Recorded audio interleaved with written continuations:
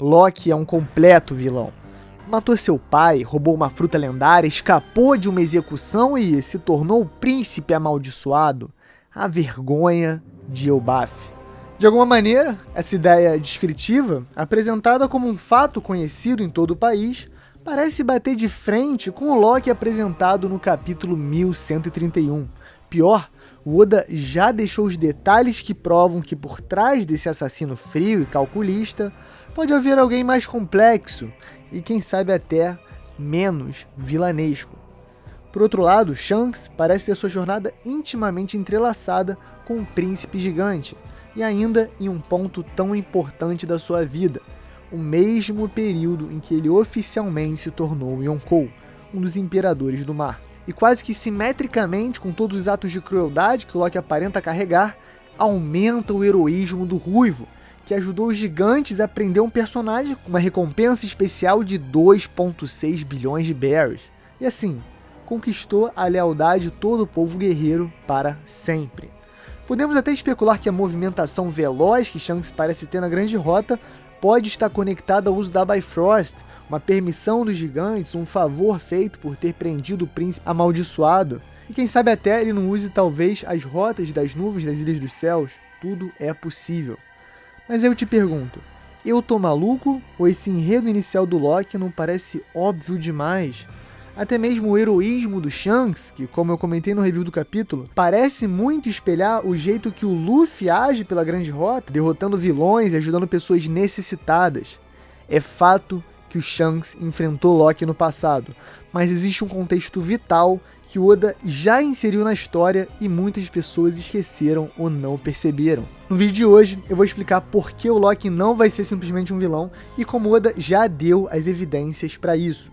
E também como o seu papel se relaciona diretamente com o Shanks e os interesses dele como pirata. Então, fala galera, espero aqui, eu sou o Derek, já falei o que vai rolar no vídeo de hoje, deixa o like, se inscreve, teoria é minha cuca, vocês perceberam eu desenvolvendo isso na live ao vivo e eu trouxe ainda mais evidências, ainda mais contundentes, com ainda mais fontes.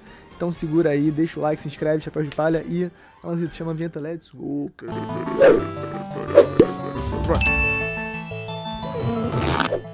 Com tudo que foi falado do Loki, com a recompensa de 2,6 bilhões especial do governo mundial, matando pai, roubando fruta, com tudo isso, não existe um lado muito estranho nessa história.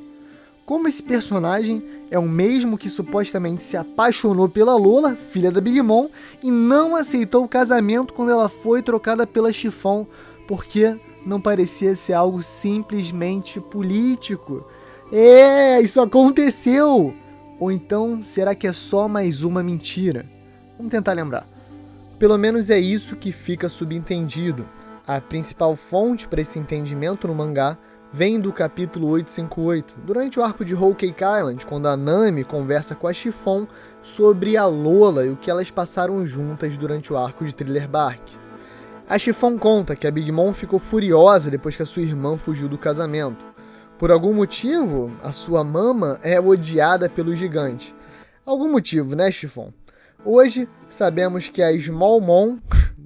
Hoje, sabemos que a pequena Big Mom, quando ainda era uma criança, destruiu completamente uma das vilas de Elbaf e matou 2 gigantes anciãos no processo. Mas é aí que a Chiffon fala algo muito curioso. Um dia, um pretendente que se apaixonou à primeira vista pela Lola apareceu. Mas não era ninguém mais, ninguém menos que o príncipe Loki de Elbaf. Agora, sério, vale imaginar o Loki se apaixonando pela Lola quando eu falar essas palavras. A Chiffon continua descrevendo como a Big Mom estava chorando de alegria.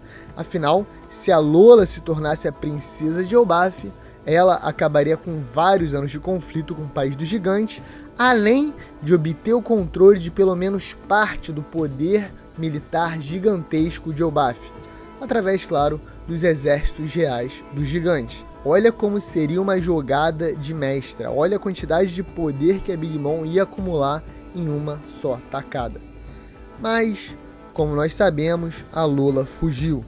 Tentaram casar o Loki com a Chiffon, perceberam que era a gêmea errada, e isso só azedou ainda mais a já tensa relação entre Big Mom e gigante. Só que existem alguns pontos bem curiosos nessa versão da Chiffon.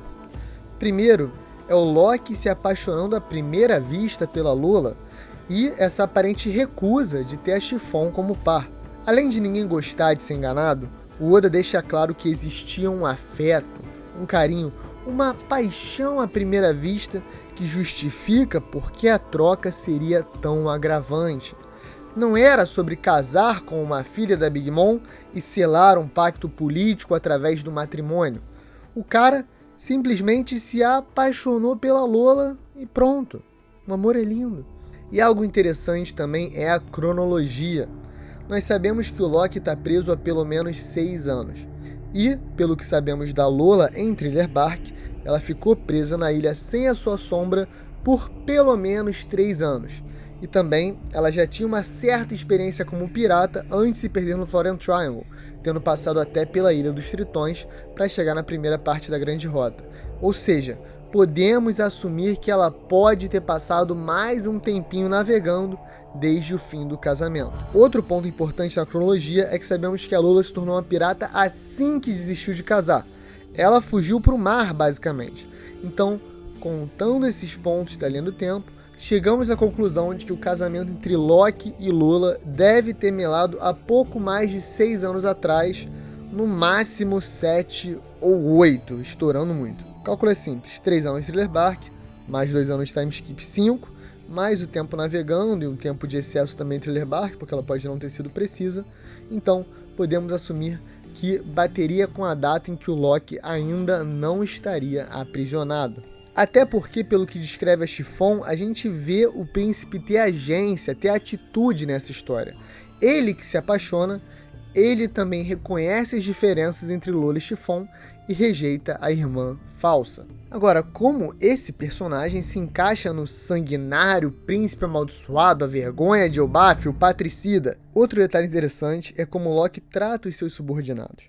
Por mais que ele tenha sido agressivo na sua fala, dizendo que os humanos que o servem são meros cadáveres, vestindo coisas nojentas, dá pra ver pela reação deles, pedindo um pouco mais de gentileza no tratamento, que de fato eles não parecem ser personagens particularmente ameaçadores, sanguinários ou sérios. O que também parece desqualificar Loki como realmente um grande vilão perigoso. A gente pode já considerar que seus subordinados são bem galhofa.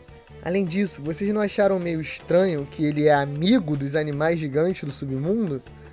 Em One Piece, ser amigo dos animais geralmente indica alguém de coração puro, que recebe o respeito da natureza representado por suas criaturas.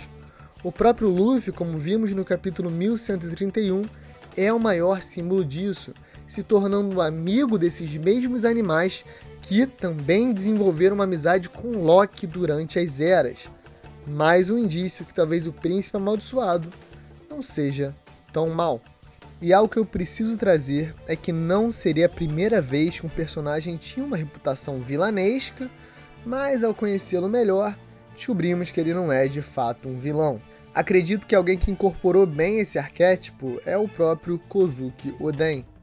Logo em sua introdução, no capítulo 960, nós vemos uma família chorando em um funeral, enquanto o príncipe de Wano come um Oden fervendo em cima dos restos mortais crepitantes de um homem chamado Katsuzo. Enquanto a família implora por misericórdia, pedindo para que ele não desrespeite o corpo do seu parente, Oden simplesmente não liga, termina a sua refeição, bebe o seu saquê e depois revela que também estava de luto, pagando a bebida e a refeição ao amigo que tinha prometido em seu último momento. Um ato completamente revoltante, mas que ilustra Oden não como um vilão vilipendiando o corpo indefeso, e sim como um amigo que expressa o seu luto de maneira peculiar, mas extremamente carinhosa. Então sim, esse estilo de personagem não seria novidade, mas talvez o Oda tenha planos específicos para Loki, que parece ser bem mais cruel e perigoso que Oden, ao menos em sua primeira impressão. Agora, outro ponto importante dessa história que eu quero abordar é o envolvimento do Shanks. Como vimos no capítulo 1131, ele parece ter ido diretamente contra o Loki, tendo confirmado que seu Haki do Rei desmaiou os capangas do submundo que acompanham o príncipe amaldiçoado. Além disso, no 1130 foi relatado que somente com todos os gigantes guerreiros de Elbaf reunidos, de fato conseguiram parar o príncipe amaldiçoado. Mas algo que não estamos colocando nessa equação é a aliança entre Big Mom, Loki e Elbaf. Se de fato, 6 anos no passado, Shanks tivesse descoberto que a Yonkou Big Mom estava próxima de reivindicar o apoio do exército gigante, que são conhecidos como o povo guerreiro mais poderoso do mundo de One Piece, ele, que a essa altura não era nem mesmo conhecido como Yonkou oficialmente, ficaria extremamente para trás na corrida pelo One Piece. Então o Ruivo, naturalmente, pode ter se dirigido a Elbaf, talvez para contestar a aliança, talvez para tentar garantir alguma espécie de acordo. O Shanks já tinha navegado por todo o Novo Mundo como aprendiz do Roger. Então, muito possivelmente, ele já tinha algum contato entre os gigantes, alguém que pudesse lhe passar informações ou deixá-lo ciente do que está acontecendo. Além disso, o Shanks carrega muito simbolismo dos gigantes, desde a Drakkar, que é a Red Force, até possivelmente ter sido inspirado pelo Eric o Ruivo, um famoso Viking, e a gente sabe que os gigantes têm tudo a ver com os Vikings no mundo de One Piece. Bom, isso é só uma curiosidade. Como a Big Mom já era uma figura extremamente odiada no país, certamente o anúncio do casamento deve ter tido muitos opositores. Talvez até o Loki seja considerado a vergonha de Elbaf também por ter jogado o orgulho do gigante no lixo quando decidiu se apaixonar pela filha da maior vilã que Elbaf parece ter conhecido. Temos uma lacuna na história que abre o caminho para pura especulação. A gente não sabe como Loki reagiu à notícia do fim do casamento. Se você acredita que ele é um vilão, pode assumir que se casar com a Lola era um plano para que ele conseguisse o poderio militar de uma Yonkou, quem sabe até se aliar a Big Mom e partir em busca do One Piece, ou simplesmente a dominação e subjugação completa de Elbaf. Considerando o histórico da Big Mom, como ela é violenta e odiada, é no mínimo ousado um príncipe de Elbaf decidir por esse caminho, o que pode relatar de fato intenções exteriores. Porém, isso vai contra o fato de que ele simplesmente poderia sim ter se casado com a Chiffon e conseguido praticamente a mesma coisa. Politicamente não tem diferença entre as irmãs gêmeas. O fato é que Shanks o enfrentou em um período próximo ao casamento prometido. Sabemos que o Ruivo não teve nada a ver com o fim de acordo, foi pela própria Lola, mas o seu interesse por Elbaf em um momento tão específico da história é no mínimo curioso. E se ele não teve nada a ver com o fim do casamento, ele certamente garantiu que o Loki não pudesse ser mais usado como uma peça no tabuleiro. Ajudando os gigantes a prender o príncipe de Elbaf, ele conseguiu a aliança com o povo guerreiro de maneira honrada e assim impedindo outros acordos que teriam o herdeiro como peça central. Acima de tudo, nesse mesmo período, o Shanks se tornou um Yonkou. O motivo específico ainda não é claro, mas a partir do momento em que ele aprisiona um personagem de 2,6 bilhões de berries, ganhando respeito e a cooperação dos gigantes de Elbaf, fica óbvio somar esses feitos à persona enorme do Shanks para entender por que ele acendeu esse ponto nessa mesma época. Mas existe mais um detalhe um pouco curioso envolvendo o Ruivo. Porque na história de capa do capítulo 838, somente 10 capítulos antes da história da Lola ser revelada, podemos ver o Ruivo participando de um casamento. Será que alguém do seu bando casou com alguém da realeza de Elbaf, selando um acordo que o tornaria ainda mais poderoso do que a Big Mom naquela altura? Eu acho no mínimo curioso o Oda colocar a simbologia do casamento na trajetória do Ruivo assim que descobrimos sobre Loki, Elbaf e Big Mom durante o arco de Whole Cake. Bom, certas questões são simplesmente cinzentas no mundo de One Piece. Shanks derrotou Loki como Luffy derrotaria do Flamingo e Crocodile no passado, simplesmente fazendo certo, ajudando um povo contra o seu tirano opressor. Ou talvez ele tenha feito um movimento calculado, já pensando em neutralizar a aliança de uma rival e garantir para si o maior poder militar do mundo, os gigantes de Elbaf. E só para deixar claro, não tem nada de errado com isso. O Shanks é um pirata e ele quer reivindicar One Piece, e esse movimento seria bem brilhante. O Shanks não está aí à toa. Mas por enquanto os fatos ainda não estão claros.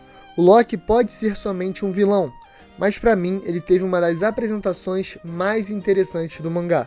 E o seu passado, com Big Mom e Lola, pode ser uma pista gigantesca para compreender a totalidade do príncipe amaldiçoado de Elbaf. Mas e aí, o que você acha? O Loki é um vilão? Ele surtou por ser rejeitado pela Lola? O Shanks já sabia do acordo e agiu para impedi-lo? Cara, eu tô amando esse enredo, eu tô amando Elbaf, eu tô hiper curioso para saber tudo que vai rolar agora na história, principalmente qual vai ser o papel que o Shanks vai ter. É isso, galera. Esse foi o vídeo. Deixa o like, se inscreve, comenta aí, paçoca. É isso, galera. Um beijo, queijo e valeu!